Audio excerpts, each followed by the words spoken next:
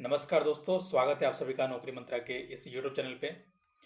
दोस्तों, आज आप लोगों के लिए एक बहुत ही विशेष सीरीज लेकर आया हूं और इस वीडियो का नाम है एनसीईआरटी बुक्स की स्ट्रेटजी। दोस्तों, अगर आप आईएएस एग्ज़ाम की तैयारी करते हैं या बीपीएससी की तैयारी करते हैं या फिर किसी भी स्टेट पीसीएस की तैयारी करते हैं, तो आप लोगों को तैयारी के क्रम में एक बात ज़रूर बतलाई जाती होगी और वो ये है कि एनसीईआरटी की किताब जो है वो मस्ट है, ज़रूर पढ़ना है।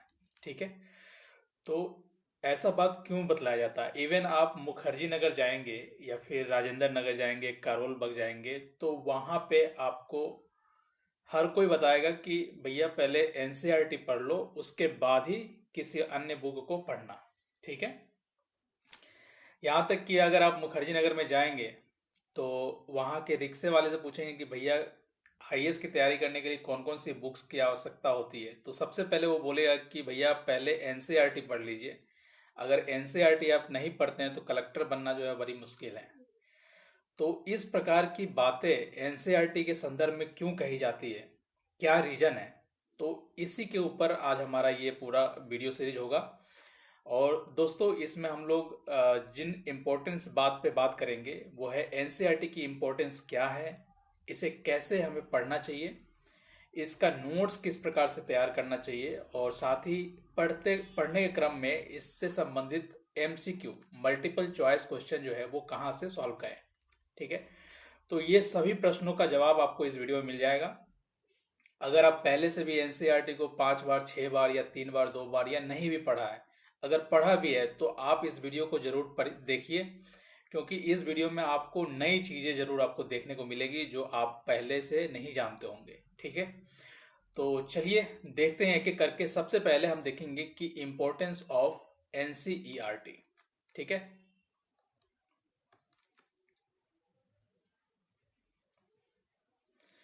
तो चलिए पहला हमारा टॉपिक होगा कि इम्पोर्टेंस क्या है, एनसीईआरटी पुस्तकों की इम्पोर्टेंस क्या है, हम लोगों को क्यों कहा जाता है कि एनसीईआरटी की पुस्तक पढ़नी चाहिए। सबसे पहली चीज तो एनसीईआरटी की पुस्तक में ऑथेंटिक डाटा रहता है और इसमें जो फैक्ट दिए रहते हैं वो एकदम ऑथेंटिक रहता है। ये सरकारी बुक है, आप लोग जानते हैं कि एनसीईआरटी बुक जो है वो सीबीएसई स्कूल्स में चलते हैं और ये सेंट्रल गवर्नमेंट की बुक है। सेंट्रल गवर्नमेंट एनसीईआरटी उसके द्वारा जो है ये बुक निकाली जाती है। तो इसमें जो भी डाटा दिया जा रहा है वो ऑथेंटिक होता है और प्रमाणित होता है, इसमें एरर होने का कोई संभावना नहीं रहता है।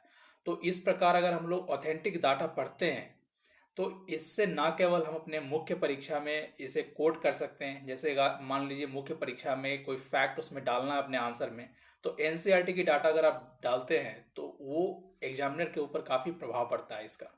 ठीक है, इसके अलावा दोस्तों, अगर मान लीजिए किसी प्रश्न पे विवाद हो जाता है, प्रीलिम्स एग्जामिनेशन के किसी प्रश्न पे विवाद हो जाता है, तो ये मामला अगर सुप्रीम कोर्ट में जाता है तो वो अन्य बुक्स के डाटा को नहीं मानेगी। सुप्रीम कोर्ट एनसीईआरटी के बुक्स के डाटा को सबसे पहले प्रेफरेंस देगी। तो ये एक रीजन है कि एनसीईआरटी बुक्स की इम्पोर्टेंस है। ठीक है, दूसरा जो रीजन है वो है इजी टू अंडरस्टैंड। एनसीईआरटी की बुक्स जो है वो बच्चों के लिए लिखी गई है। आप लोग ने सुना होगा कि 6ठी क्लास से लेकर 12वीं क्लास तक के सब्जेक्ट के बुक पढ़ने चाहिए आईएएस या पीसीएस एग्जाम की तैयारी या फिर किसी भी गवर्नमेंट एग्जाम की तैयारी के क्रम में। तो ये बुक्स जो है वो बच्चों के लिए लिखी जाती है, जिसके कारण इसका भाषा जो है, भाषा शैली जो है वो काफ़ी सरल होता है और उसका कंटेंट जो होता है वो समझने में हमें आसानी रहती है। तो इजी इजी टू अंडरस्टैंडिंग होता है ये, जिसके कारण इसकी इम्पोर्टेंस जो है वो बढ़ जाती है। तीसरी अगर फैक्ट की बात करें तो इम्पोर्टेंस फॉर बेसिक कंसेप्ट, जो आपकी मूलभूत समझ है किसी विषय के ऊपर, वो एनसीईआरटी से क्लियर होता है। मान लीजिए आप इतिहास पढ़ रहे हैं और इतिहास में आपने एनसीईआरटी से चीज़ों को नहीं पढ़ा है और डायरेक्ट किसी बुक जैसे कि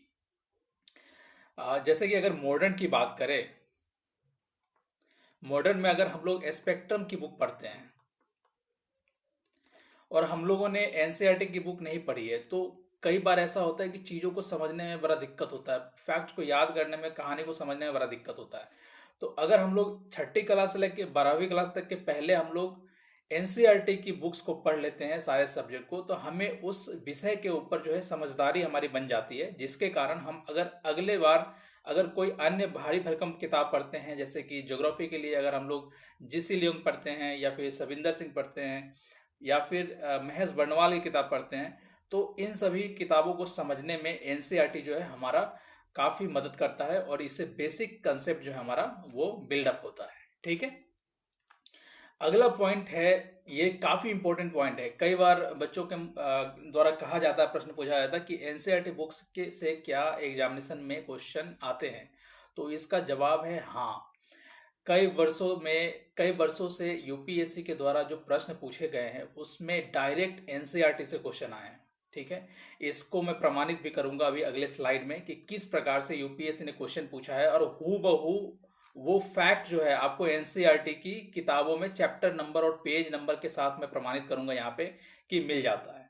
तो एनसीईआरटी किताबें ना केवल हमारा कॉन्सेप्ट क्लियर करता है, ना हमारा कॉन्सेप्ट बिल्ड करता है, बल्कि यहाँ से डायरेक्ट प्रश्न जो है वो बनकर आपके एग्जामिनेशन में पूछे जाते हैं।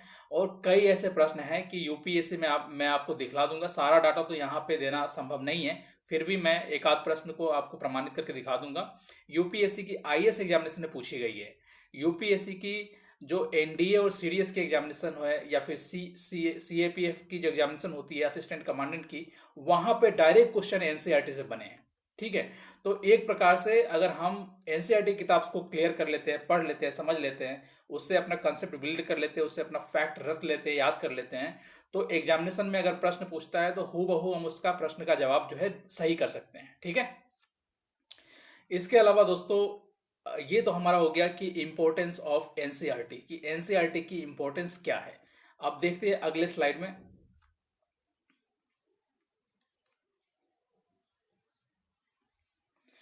दोस्तों मैंने आप लोगों को बतलाया था कि मैं प्रमाणित करके बतलाऊंगा कि एनसीईआरटी की पुस्तकों से किस प्रकार प्रश्न जो है यूपीएससी के एग्जामिनेशन में पूछे गए हैं।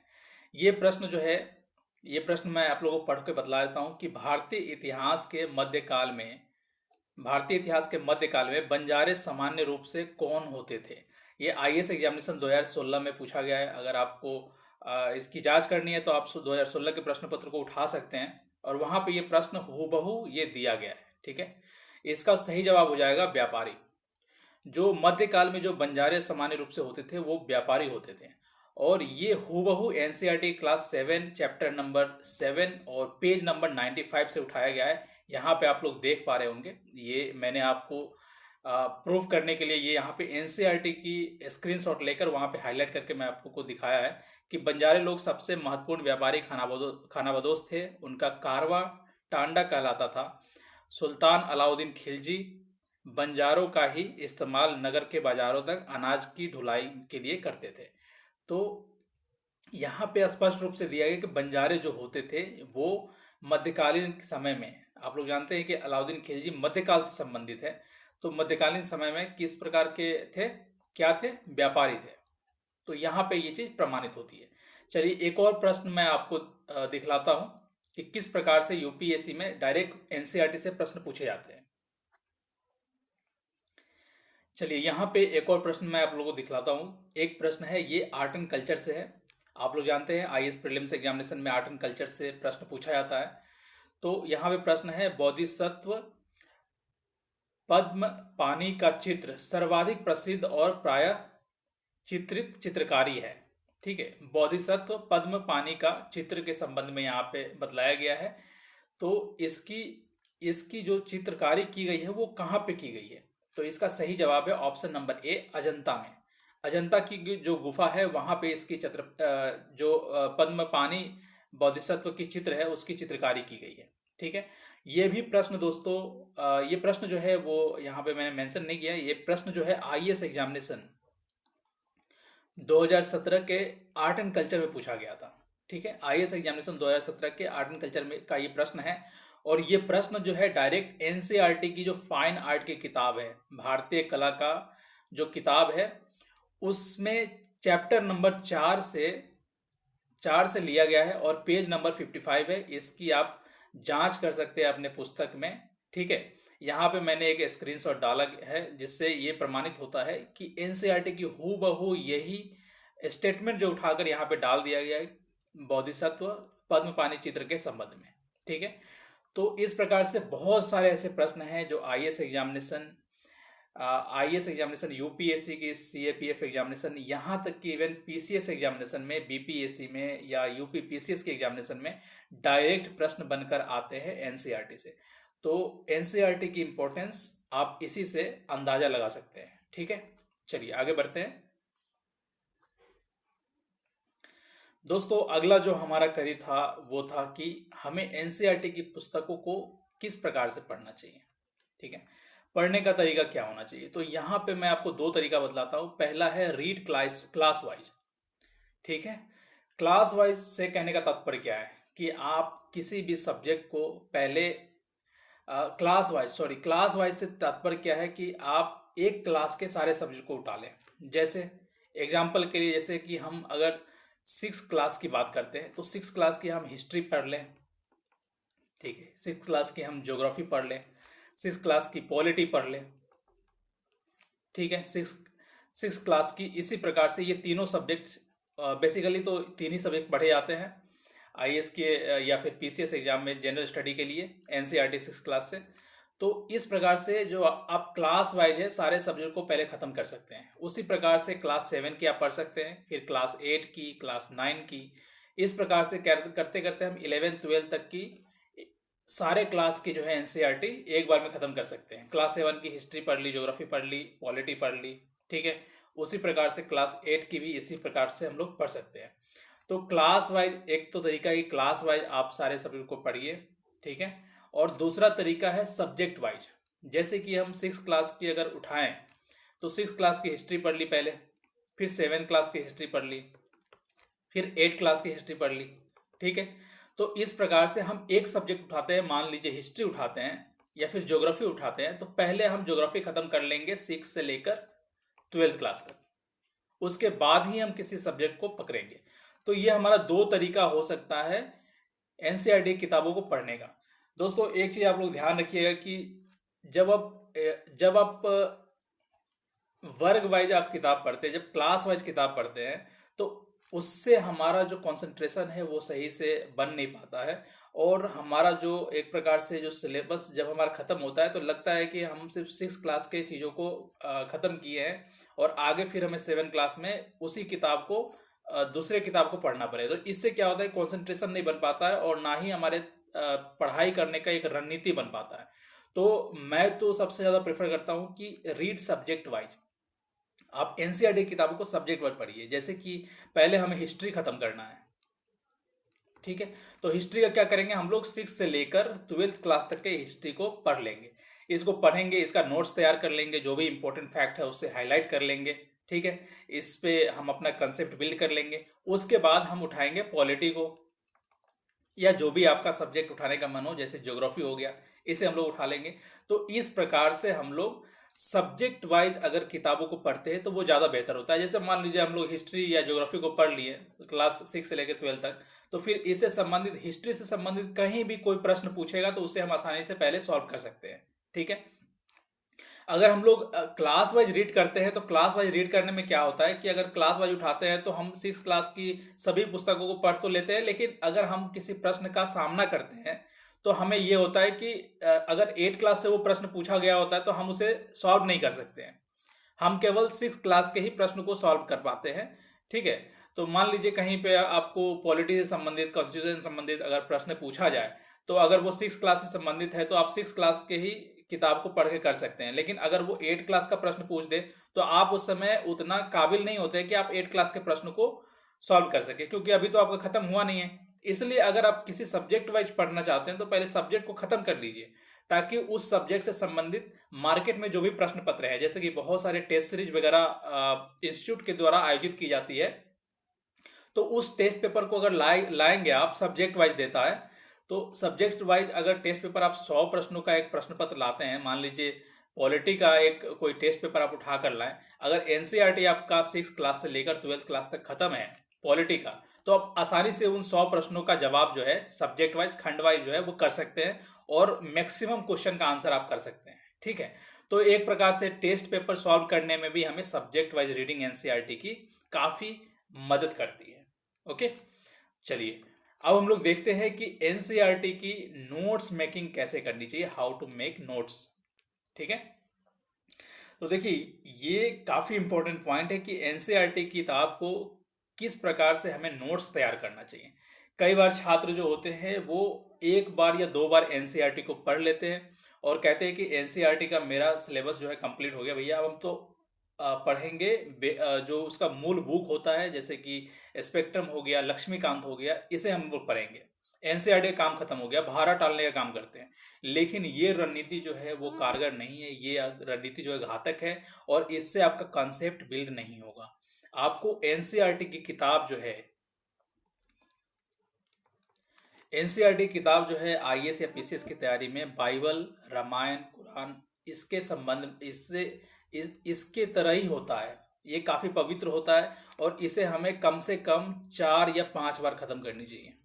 ठीक है, 4 या 5 टाइम जो है हमें एनसीईआरटी की बुक को खत्म करना चाहिए। एक या दो बार में ना तो आप उससे अपना कॉन्सेप्ट क्लियर कर सकते हैं, ना तो आपका कॉन्सेप्ट बन पाएगा, और ना ही उसमें जो भी इंपॉर्टेंट फैक्ट दिए गए हैं उसे आप याद कर पाएंगे। तो आप कोशिश कीजिए कि एनसीईआरटी की किताबों को कम से कम 4 से 5 बार पढ़ना है। इसके बाद ही हम दूसरे किताब पर जाएंगे, किसी राइटर की बुक पढ़ेंगे। जैसे ज्योग्राफी के लिए जीसी लियोंग होता है, सविंदर सिंह होता है, या फिर हिस्ट्री के लिए स्पेक्ट्रम होता है। तो ये सब जब तक हम 4 से 5 बार एनसीईआरटी को ख़त्म नहीं कर लेते हैं 6 से 12 तक, और अच्छे तरीके से उसे समझ नहीं लेते, उसका कंसेप्ट क्लियर नहीं कर लेते, उसका नोट्स नहीं तैयार कर लेते, तब तक हम उन किताबों को नहीं छुएंगे। अगर छुएंगे तो फिर हमारा तैयारी जो है वो एक सही दिशा में नहीं हो पाएगा। ठीक है, तो try to finish your NCERT books at least 4 to 5 time. ठीक है, अब देखिए, अब यहाँ पे एनसीईआरटी के बुक्स में मैंने पहले बताया कि एनसीईआरटी बुक से नोट्स कैसे बनाना है। तो नोट्स के लिए सबसे पहले तो आप पहली बार अगर आप एनसीईआरटी की किताब को अगर पढ़ते हैं तो उसे स्टोरी की तरह पढ़िए।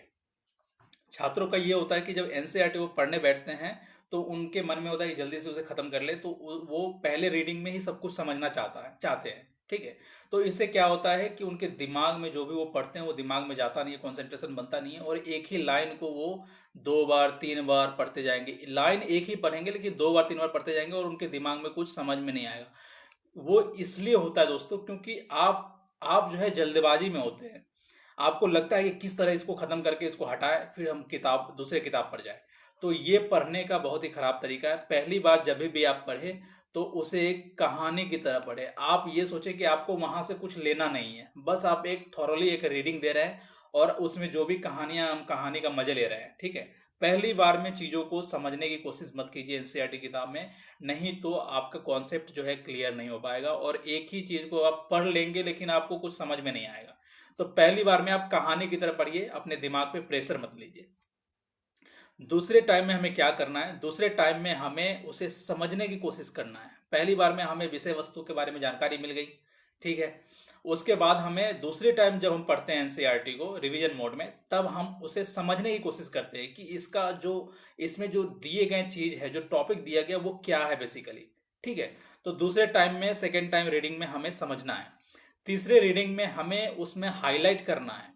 अगर तीसरी रीडिंग में हम पढ़ते हैं तो बहुत सारा फैक्ट जो है हमारे नज़र के सामने में आएगा और लगेगा कि ये फैक्ट जो है इंपॉर्टेंट है, यहाँ से क्वेश्चन जो है प्रीलिम्स में बन सकता है। उस फैक्ट को हम लोग हाईलाइट कर देंगे। ठीक है, जिसे हम लोग जो है भूल जाते हैं, नॉर्मली भूलते हैं, वैसा फैक्ट जो है वो नॉर्मली हम लोग भूल जाते हैं। तो उसे क्या करना है, पढ़ने के तीसरे रीडिंग में पढ़ने के समय में हमें उसे हाईलाइट करना है कि ये चीज़ जो है ये लगता है इंपॉर्टेंट है। जैसे कि अगर हम लोग एग्जाम्पल के लिए हम लोग 1909 का एक्ट अगर पढ़ते हैं, 1909 का एक्ट अगर पढ़ते हैं और इससे संबंधित कुछ चीज़ें, फैक्ट जो है, डाटा अगर एनसीईआरटी में दी गई है, तो तीसरे बार पढ़ने के क्रम में उस फैक्ट को हम लोग क्या करेंगे, अंडरलाइन कर लेंगे या हाईलाइटर से हाईलाइट कर लेंगे। क्योंकि अगर हमें जो है उसका फैक्ट जो है वो इंपॉर्टेंट लग रहा है, वहां से प्रश्न बनने की हमारे एग्जामिनेशन में संभावना है। तो तीसरे रीडिंग में हमें हाईलाइट करना है और उसे वैसे चीज़ों को हाईलाइट करना है जो लगेगा कि नहीं, यहाँ से प्रश्न जो है उठकर एग्जामिनेशन में आ सकता है। ठीक है, चौथे रीडिंग में क्या करेंगे, चौथे रीडिंग में जो हाईलाइट किए हैं उसे अंडरलाइन करेंगे। ठीक है, उसे अंडरलाइन करेंगे, उसमें भी हम निकालेंगे कि कौन ऐसा डाटा है जो मैं मुझे याद ही नहीं हो रहा है, बार बार पढ़ने के क्रम में सब चीज तो मुझे समझ में आ रहा है, ये सब दिमाग में आ रहा है, अरे मैंने ये पढ़ा था, लेकिन वैसा कुछ ऐसा डाटा होगा जो आपको याद नहीं आ रहा है, आप रिकॉल कर रहे हैं लेकिन बार बार भूल रहे हैं। उसको क्या करेंगे आप लोग, अंडरलाइन कर लेंगे या उसे हाईलाइट कर लेंगे अलग से, और उसके साइड में लिख देंगे इंपॉर्टेंट। ठीक है, उसके साइड में आप लिख देंगे इंपॉर्टेंट। और उस इंपॉर्टेंट डाटा का ही महत्व आपके एग्जामिनेशन में है, क्योंकि बार बार आप उस डाटा को समझने की कोशिश कर रहे हैं लेकिन डिफिकल्टी हो रही है, आपको रिमेंबर करने में प्रॉब्लम आ रहा है, आपको याद करने में प्रॉब्लम आ रहा है। तो उस डाटा को हम क्या करेंगे, इंपॉर्टेंट करके हाईलाइट कर देंगे या अंडरलाइन कर देंगे। वही चीज आपके एग्जामिनेशन में पूछेंगे और वही चीज को आपको जवाब देना है। बाद बाकी तो समझ में आ रहा है, बाद बाकी तो नॉर्मली जो भूल रहे हैं उसे वो हमें समझ में आ रहा है, दिमाग में आ रहा है, लेकिन कुछ ऐसे डाटा है, जो कुछ ऐसे पॉइंट है जो हम बार बार भूल रहे हैं, और वही चीज जो है वो इम्पोर्टेंट होता है आपके लिए। उसी चीज का आपको जो है 5वीं टाइम रीडिंग में नोट्स कब बनाना है, 3 टाइम रीडिंग करने के बाद, चौथे टाइम में या 5वीं टाइम में अगर आप रीडिंग करते हैं, फिर आप उस इंपॉर्टेंट डाटा को, सारे को नहीं बनाना है, वो इंपॉर्टेंट डाटा जो आप बार बार भूल रहे हैं, चाह कर भी आप याद नहीं कर पा रहे, उसी को आपको एक नोटबुक बनाना है। ठीक है, नोटबुक बनाना है, जो चैप्टर है, मान लीजिए 1857 की क्रांति से संबंधित चैप्टर है, और हम एनसीईआरटी की किताब पढ़ रहे हैं, और वो डाटा हम बार बार भूल रहे हैं। मान लीजिए हम नेतृत्वकर्ता के बारे में भूल रहे हैं कि भैया कानपुर से किसने नेतृत्व किया था।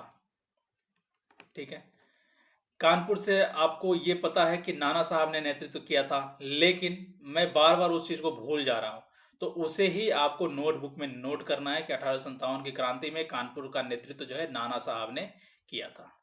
ठीक है, तो ये दोस्तों सही तरीका होता है नोट्स बनाने का। पहली बार में या दूसरी बार में अगर आप किताब पढ़ के नोट्स बनाना शुरू करेंगे तो एनसीईआरटी की सारी बुक की एक फाइल आप बना लेंगे, और इतने सारे चीज आप उसमें भर देंगे कि लगेगा कि आपको सब सारा जो है चीज इंपॉर्टेंट ही है। फिर तो मतलब ही नहीं बनता, आपकी कॉपी भी एनसीईआरटी की तरह ही एक बड़ी सी फाइल बन गई, फिर आप उसे कैसे रिवाइज करेंगे और कैसे याद करेंगे। तो सबसे सही तरीका होता है एनसीईआरटी का पढ़ने का, इन 5 स्टेप में मैंने बतलाया। इसे अगर आप फॉलो करते हैं और इस प्रकार से पढ़ते हैं तो एनसीईआरटी से ना आपका कॉन्सेप्ट क्लियर होगा, बल्कि उसका जो भी इंपॉर्टेंट डाटा है वो आपके दिमाग में बैठ जाएगा, और आपका एक नोट्स तैयार हो जाएगा, जिसे रिवाइज जब आप करेंगे तो आपको लगेगा कि यही चीज एग्जाम में आने वाला है। इसे आप एक्सपेरिमेंट कीजिए, इसे मैंने भी एक्सपेरिमेंट किया था और इससे काफ़ी मुझे फ़ायदा हुआ। आप भी इसे ट्राई कर सकते हैं, और निसंदेह ये आपके लिए एक एनसीईआरटी के नोट्स तैयार करने में और पढ़ने में ये आपके लिए फ़ायदा पहुंचाएगा। ठीक है, आपको फाइल नहीं बनाना, एनसीईआरटी तो ऑलरेडी बुक है, अगर आप पहले रीडिंग दूसरे रीडिंग में अगर पढ़ के आप नोट्स तैयार करना चाहेंगे तो ऑलरेडी आपका एनसीईआरटी का आधा या आधा से ज़्यादा का बुक कॉपी हो जाएगा। और बताइए, अगर वो कॉपी आधा से ज़्यादा ज़्यादा का हो गया तो फिर क्या मतलब बनता है नोट्स तैयार करने का। नोट्स का मतलब क्या है कि 6 पन्ने के नोट्स को हम 1 पन्ने में कन्वर्ट करते हैं, या 10 पन्ने के नोट्स को हम 2 पन्ने में कन्वर्ट करते हैं, ये नोट्स हुआ। ना कि हम 10 पन्ने के नोट्स को 8 पन्ने या 6 पन्ने में कन्वर्ट करते हैं, this is not called notes. ठीक है, ये ऑलरेडी आपका एक फाइल बन चुका है। तो इन चीज़ों का आप ध्यान रखेंगे, एनसीईआरटी की किताब पढ़ने में मज़ा आएगा, और मज़ा के साथ साथ आपको बहुत सारी चीज़ें जो है आपका क्लियर हो जाएगा। चलिए आगे देखते हैं।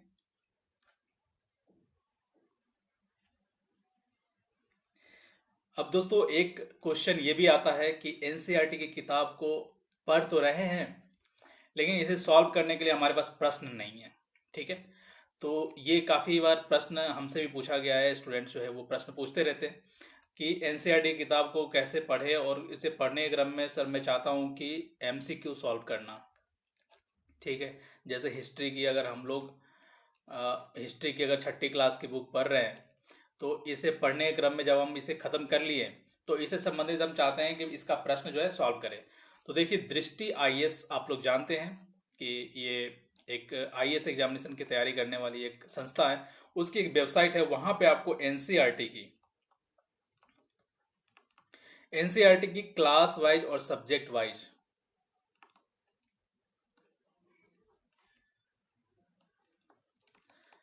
वाइज एमसीक्यू मिल जाएगी। ठीक है, और वो भी चैप्टर वाइज फॉर्मेट में। मान लीजिए आप 8वीं क्लास की कोई बुक पढ़ रहे हैं, और उसमें पहला चैप्टर जो है वो कुछ भी है, अगर पॉलिटी का ले लिए तो कुछ भी है, संसद है ना, संसद है, या राजनीति संस्थान है,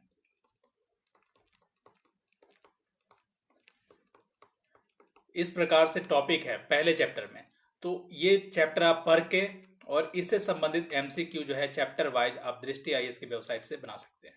ठीक है, तो यहाँ से आप एमसीक्यू सॉल्व कर सकते हैं, या फिर आप कर सकते हैं कि मार्केट में बहुत सारे बुक ऐसे अवेलेबल है जो एमसीक्यू एमसीक्यू जो है एनसीईआरटी की एमसीक्यू बनाती है और सब्जेक्ट वाइज जो है प्रोवाइड कराती है। तो आप अगर छठी क्लास से लेकर 12वीं क्लास तक के किसी बुक को अगर आप सब्जेक्ट वाइज ख़त्म कर लेते हैं तो जाइए मार्केट से 200 या 300 या फिर अधिक से अधिक भी हो सकते हैं, ये हिस्ट्री का, पॉलिटी का, इस प्रकार से आपको एमसीक्यू का जो है एक बुक मिल जाएगा। और जब आप छठी क्लास से 12वीं क्लास तक की किताबों को आप पढ़ लेते हैं तो उसके बाद जो है आप इन प्रश्नों को सॉल्व कर सकते हैं और अपने तैयारी का आकलन कर सकते हैं। इसके अलावा दोस्तों हम भी हमारे भी चैनल पे मैं ट्राई कर रहा हूँ कि सिक्योर इनिशिएटिव जो है शुरू करने का प्रीलिम्स पॉइंट ऑफ व्यू से, और यहाँ पे एनसीईआरटी से एक प्रश्न बनेगा। ठीक है, एनसीईआरटी से प्रश्न बनेगा, और एनसीईआरटी के अलावा जो भी बेसिक बुक हैं जैसे स्पेक्ट्रम हो गया, लक्ष्मीकांत हो गया, इनसे संबंधित जो भी एमसीक्यू बनते हैं चैप्टर वाइज तरीके से मैं कोशिश करूंगा कि सिक्योर इनिशिएटिव में प्रीलिम्स के लिए मैं आपको प्रोवाइड करा सकूं। ये जल्दी आप लोगों के लिए मैं उपलब्ध करवाऊंगा, जहां पे प्रतिदिन जो है सब्जेक्ट वाइज प्रश्न जो है वहां पे डिस्कस किए जाएंगे और एमसीक्यू फॉर्मेट में रहेगा। उसे अच्छे तरीके से हम लोग डिस्कस करेंगे ताकि किसी भी टॉपिक पे हमारा कॉन्सेप्ट जो है क्लियर हो जाए और उस पर हमें एक ब्रॉडर पर्सपेक्टिव से हमें सोचने का जो है हमें मौका मिले। ठीक है, तो ये सभी तरीके हैं, आप एनसीईआरटी की पुस्तकों को पढ़ के यहाँ से आप अपने प्रश्नों को हल कर सकते हैं और अपने तैयारी का आकलन कर सकते हैं। ठीक है, अब एक प्रश्न जो है वो पूछा जाता है कि एनसीईआरटी की किताब में कौन कौन सी बुक पढ़नी है, कौन कौन से सब्जेक्ट का पढ़ना है। तो देखिए ये भी एक काफ़ी कंफ्यूजिंग रहता है और छात्रों को ये पता नहीं रहता कि कौन कौन से बुक पढ़ने हैं। तो मैं आपको क्लियर कर देता हूँ कि अगर आप state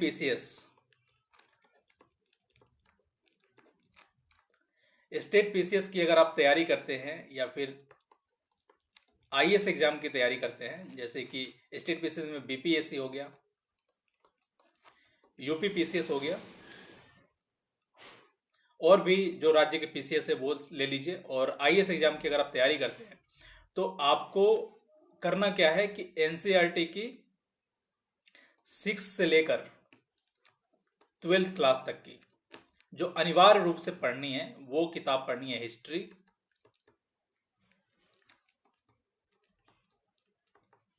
polity, geography,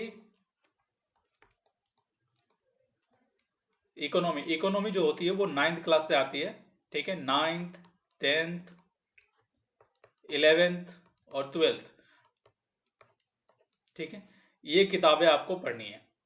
12th class में दोस्तों इकोनॉमिक की 2 बुक है, एक तो है मैक्रो इकोनॉमी और एक है माइक्रो इकोनॉमी। ठीक है, तो आपको 12th क्लास की एक बुक को आपको नहीं पढ़नी है, आपको जो पढ़नी है वो मैक्रो इकोनॉमी पढ़नी है।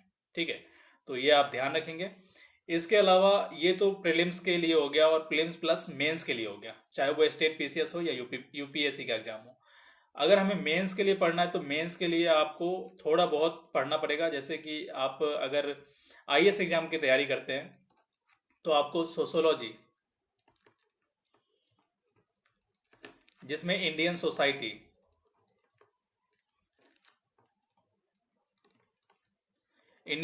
की बुक आती है 11th और 12th की, इसे आपको पढ़ना पड़ेगा। ठीक है,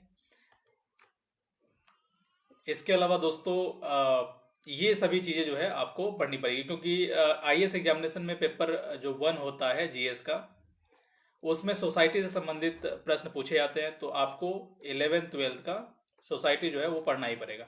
बाद बाकी परीक्षा के लिए उतना पढ़ने की आवश्यकता नहीं है। यूपी पीसीएस का पैटर्न थोड़ा आईएएस के एग्जाम की तरह हो गया, तो उसमें भी आपको पढ़ना पड़ेगा।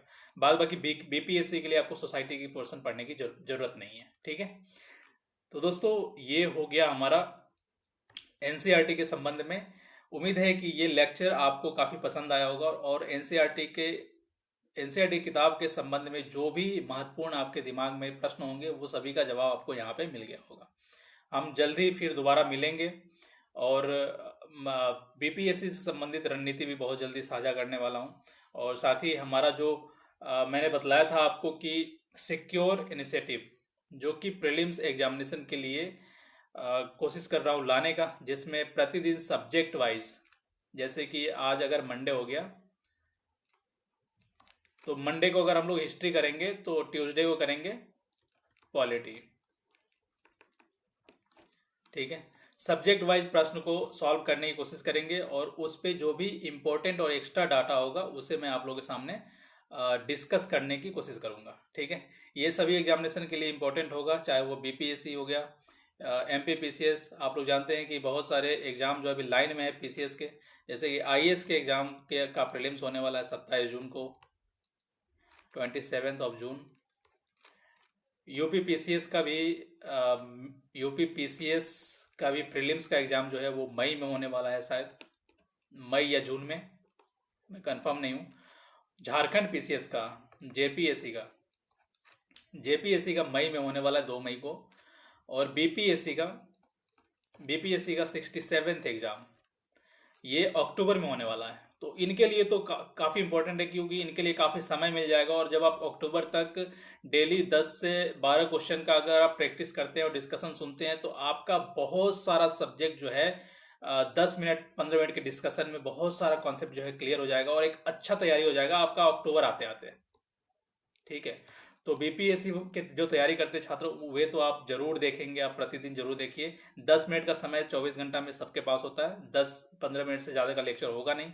ठीक है, तो 10 मिनट आप समय जरूर निकालिए और इन लेक्चर को देखिए। आपको बहुत सारा चीज़ जो है आपको जानने को मिलेगा और बहुत सारा चीज़ जो बहुत सारे कॉन्सेप्ट जो है आपका क्लियर हो जाएगा। ठीक है, तो एग्जाम्पल के लिए अगर हम पॉलिटी का अगर हम कोई प्रश्न बनाते हैं किसी दिन और उसमें हम लोग मूल अधिकार से संबंधित अगर प्रश्न यहाँ पे देखते हैं, ठीक है, मूल अधिकार से संबंधित अगर प्रश्न देखते हैं तो मूल अधिकार में किसी प्रश्न को अगर सॉल्व करेंगे तो मूल अधिकार से संबंधित अन्य डाटा, जैसे कि मूल अधिकार कितने से कितने अनुच्छेद में है, तो 14 से लेकर 12 से लेकर 35 अनुच्छेद तक में है। ठीक है, इसी प्रकार से मूल अधिकार में कौन कौन से अधिकार हमें प्रदान किए गए हैं, मूल अधिकार का संरक्षण जो है सुप्रीम कोर्ट किस आर्टिकल के तहत करता है ना, मूल अधिकार विदेशियों को कौन कौन से प्राप्त हुए हैं। तो ये सारे कंसेप्ट जो है हमारे एक एमसीक्यू में सॉल्व करने के संबंध में, मूल अधिकार से संबंधित अगर एमसीक्यू होगा तो उसमें हमें पता चल जाएगा। तो इससे क्या होगा कि एक प्रश्न का तो हम लोग डिस्कशन किए, लेकिन एक प्रश्न से हमारा मूल अधिकार का चैप्टर ही खत्म हो जाएगा। तो ये काफ़ी रोमांचित और काफ़ी मज़ा आने वाला है इसमें। तो आप लोग इंतजार कीजिए, बहुत जल्दी इसके संबंध में आपको जानकारी दी जाएगी। तो दोस्तों, एनसीईआरटी किताब से संबंधित आपको रणनीति कैसा लगा? अगर अच्छा लगा तो नीचे कमेंट करके ज़रूर बतलाइएगा। और क्या आपको इससे फ़ायदा हुआ है इस लेक्चर सीरीज से, नीचे कमेंट जरूर कीजिएगा। और साथ ही अगर आप नए हैं तो हमारे चैनल से ज़रूर जुड़ जाइए और इस वीडियो को लाइक करना मत भूलिएगा अगर आपको अच्छा लगा है तो। ठीक है, साथ ही अपने मित्रों के साथ शेयर भी कीजिए। Thank you very much. जय हिंद।